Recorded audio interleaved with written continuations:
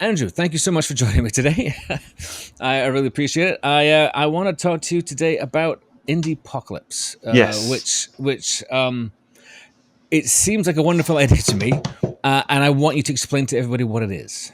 Indiepocalypse is basically a monthly anthology of like more alternative, experimental, whatever word you want to use for like bedroom dev experimental indie games. It is like I take a lot of cues from just like small press indie publishing. The easiest analog is not that everyone is familiar, but the idea of like, a literary journal, that publishes a lot of short stories, something like that, but it's just games. Same idea, but games. A place for people to publish like smaller, more, you know, works that fit us. You don't fit inside the more traditional commercial space, and also like publish them and get paid, which is nice and extremely uncommon in that space.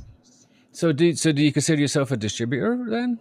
Kind of like it's a weird thing because I feel within games, it feels like there's very little like within the small press space, of people who have like I say that I have like $20 more than the people that I'm supporting, that kind of thing. Whereas I don't have big publisher money, Right. um, but I have a little bit more, maybe they do have more money than I do. I don't know. It's best not to ask, really, isn't it? Yes, right. So I'm deeply curious. Where did this come from? You started out as an indie dev. Is that the Yes, case? yes, yes. The kind of boilerplate origin that I've nailed down is I was making games, and as I got a little bit better at doing that, I was like, what if I made games? And I did not want to spend like 5 years on a single game, but I also was like, what if I could make money and not work a dreadful retail for my entire life? And the two ideas felt incompatible. And so I was like, well, what if I just kind of brute force into existence a value for smaller games that someone can make in a weekend, or like a month? The kind of things like, plenty of, other art forms are made in these incredibly like condensed time frames, and uh, the, the, there's like the true, one of the true curses of art. It's just depending on your perspective is, the amount of time and money and like people you pour into it doesn't actually have anything to do with how good it ends up turning out being. So something that somebody makes in a weekend could have more impact and lasting power and be, whatever, quote unquote, good, more than something 100 people spent $100 million working on over 5 years. So it's Well, like, oh, exactly. Conquered. yeah, Where are you now? Right. right. And So I mean, it's like I mean, I had a quick glance yeah, around because you've been doing it for a while. about 5 years in January.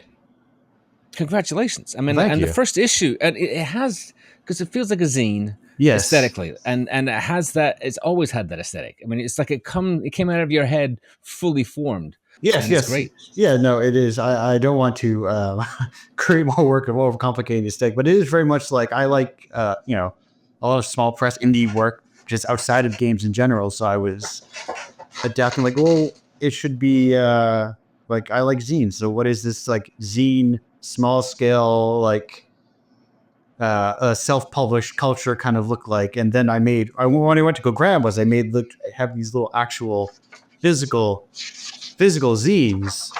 They have all like the little games, like different, like, everyone makes like a different page because conceptually, what's it called? Conceptually, like from the very first issue, I had 10 games per issue. And this was designed to be a very like event focused sort of thing. So I needed to like, well, people can only play one game on my laptop at an event at a time. Well, how are they going to know what the other nine are? So I was like, well, I'll just make a zine of it, so that people can browse and like they're like little mini gaming magazines. You get a kind of vibe of what the games are. And then I haven't felt the need to change that since. No, it's very effective. So what are your criteria for making selections for content? Like, who do you go with? Do you stay with developers over time, or is it all voluntary, or what? How does this I've work? I've I've had I've a very strict no repeats rule until this very year, where I'm now allowing, if you were in the first year, to be in it. So that's like 600 unique developers so far. So like how it works is there's of 10 developers in a given issue. One game I newly commissioned, so I obviously reach out to them. The other 9 either come from open submissions, or I'll usually reach out to like 1 or 2 developers and be like, hey, you should submit this game. Usually occasionally games are new, but usually like maybe it's like a 10-year-old game that they're not thinking they should submit, of this, like, oh yeah, I wasn't thinking of submitting this 10-year-old game to this zine. And I go, do that. And they go, okay, sounds good to me, I guess. And then like, because it's no cost to them, right? I mean, right. No, what harm is it? I just use it's jam pages. So all it is they just like join jam, drop down menu, select game, and then they're done. And that's then there's a Google form afterwards, but it's just, worst case scenario, all you need to do is give me your payment information and I can fill out the rest for you. I've done that occasionally. Someone's like, I just don't have time. I say, just give me how I pay you. Then I will make all the other store info that I need. I'll make your zine page. I'll do all that stuff for you. So I'm not looking to like create a bunch of extra work for people, Well, how long do you spend between, what do you call them? Issues? Yeah, I call them issues. I guess that's just worth it. It's monthly. So it's monthly. All right. So you're constantly doing this then. Yes. I am working at any given point. I'm working on like 3 issues. I am playing games from 1. I am like organizing the next months, and I'm organizing the following month. So right now I'm playing games for February, and I'm compiling December and January. Because I sell physically games in these little. This is the other thing I grabbed. I have these little guys, which are these little like cassette cases with USB sticks inside of them. Right. Well, I wanted to get into that. We're in danger of like just talking all night. So I'm going to try to keep this brief. Yes, that's me. But go ahead.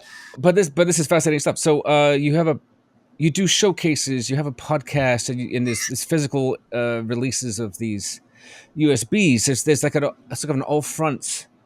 Yeah. I don't know. Is it? I mean, I guess it's promotion, but you like talking about it anyway. I mean, that's the right. thing. Right. It's just it's a misfortune of me is that I get good at something, and then like, oh, I've drilled this down to a perfect thing that I can do. I know how to do it very quickly, and then I'm just like, well, I have more free time. What should I do? I'll start a radio show. I'll start producing physical things, and it's all just like in service of. I want people to like indie games to be more sustainable, but I don't want people to have to like contort themselves into what marketing is, like either to make their game more marketable. I have to be like, I need to do, I guess, what the TikTok thing is or whatever, like have to like shape themselves into like whatever shape, like, commercialism wants them to be in for their game to be considered like a valid product, so to speak, for it to become like a product, which is like, that's annoying. There's such a wide range of expression that like does not fit into that very narrow space of like commercial games. Same with like every medium, how many films fit into like this narrow, like blockbuster cinema, I'm going. If I can make it, I'm going to go to see this experimental film show in Brooklyn next week. Yeah, it's just, I need more of that in my life. Right. Really glad that you shared your time today. Can you just quickly let people know if they wanted to submit to Indiepocalypse, what would they need to do? Oh, it's just indiepocalypse.com/submit. That's all. It's just an itch jam page. You just, if you have an itch account, you just hit the little join, hit the little drop down thing, add your game, and then you're done. Well, I mean, you do have to include your email and make sure there's a playable link, but otherwise, it is painless and it's free, which is a problem with a lot of events and showcases of the like of they're expensive. They cost money. Thank you again, Andrew, for your time. No, thank you. Appreciate all of this. Good luck with the next issue, and if I can find a way to get you back on, I will, because this is just great. Although, yes, I'm generally available, Paul. Thank you so much for having me.